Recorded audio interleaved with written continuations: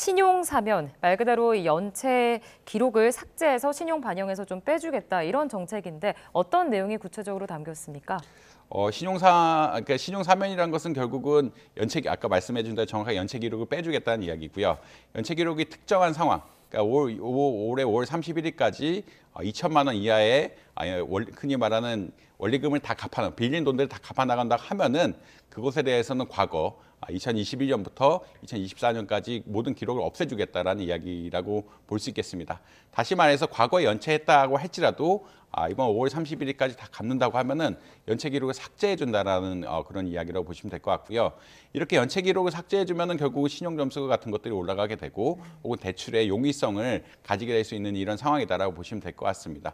아무래도 이제 코로나 때 좀 피해를 보신 분이 있다 보니까 코로나 때 이제 자발적이 아니라 자기의 어떠한 노력이 아니라 이제 외부적인 상황에 대해 피해 보신 분이 있다 보니까 이러한 분의 신용 회복을 돕겠다라는 그런 의견으로 보시면 될 것 같습니다.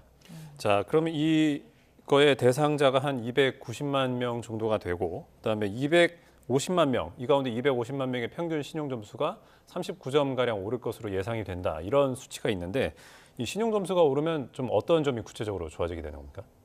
신용 점수가 오르면 가장 좋은 것은 결국 대출 심사 같은 부분이라고 말씀드릴 수 있겠는데요. 아무래도 연체 기록이 있으면 대출 승인이 안 날 가능성이 굉장히 높고요. 신용 등급이 낮으면 대출 승인 같은 것들이 안 나서 흔히 말해 최근에 이제 정부가 얘기하고 있는 대환 대출 같은 것들도 굉장히 어려울 수가 있습니다. 왜냐하면 대환 대출이란 것은 과거의 빚을 잘 갚아왔고 기록이 깨끗할 때 이제 대환 대출을 해주면서 금리가 낮은 걸로 갈아탈 수가 있는데 연체 기록이 있으면 또 이게 신용 등급이라든지 이 연체 기록 자체 때문에 결국은 대환 대출이 어려워지는 케이스들이 발생을 하거든요. 예. 정부에서도 그런 사례들 콕 집어서 이야기하고 있고 이런 것들에 대한 긍정적인 측면이 분명히 있다. 결국 신용 점수가 올라간다는 것은 내가 대출하기가 쉬워진다는 측면이 하나가 있고 대환 대출 같은 것들을 보다 용이하게 할 수 있다라는 측면이 분명히 있다라고 보시면 될 것 같습니다.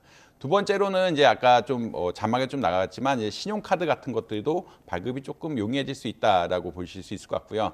신용 등급이 낮으면은 흔히 말 신용카드 하나만 쓰는 것이 아니라 여러 개 쓸 수도 있고 추가로 발급해야 될 수도 있는데 이런 신용카드 발급 같은 것들이 원천적으로 봉쇄가 될 수가 있거든요. 이런 것들을 좀 풀면서 신용카드 같은 것들에 대해 혜택을 누릴 수 있다. 그 다음에 이제 신용 등급이 상승하면은 아무래도 이제 은행권, 시중은행이 아닌 데서 대출을 하시던 분들이 예.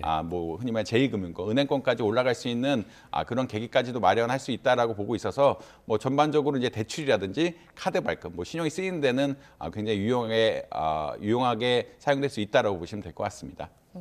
교수님 지금 이런 신용 사면 정책이 나온 게 이번이 처음이 아니잖아요.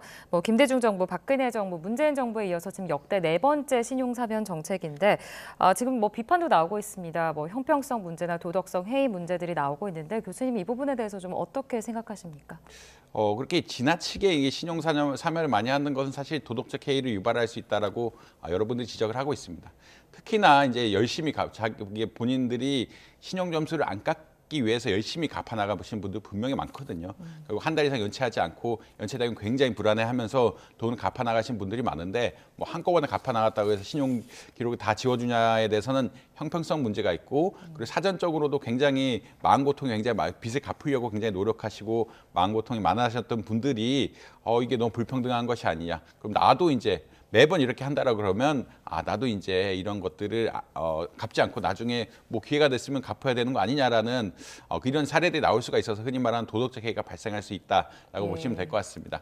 그래서 크게 보면 형평성하고 도덕적 해이의 문제라고 볼 수 있을 것 같은데 아무래도 열심히 갚은 분들에 대한 어떤 차별적인 그러니까 본인들 굉장히 한 달에 안 갚으면 혹은 이렇게 연체가 되면은 굉장히 불안해하면서 예.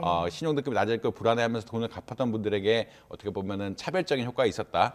그리고 이런 분들이 결국은 나중에는 사실 이제 돈을 안 갚아도 되는 거 아니야. 신용 점수 회복이 되는데 돈을 안 갚아도 되는 것이 아니야라는 잘못된 인식이 심어질 수 있는 도덕적 해이를 양산할 수 있다. 이것은 분명히 비판 지점이 될 수 있다라고 보시면 될 것 같습니다.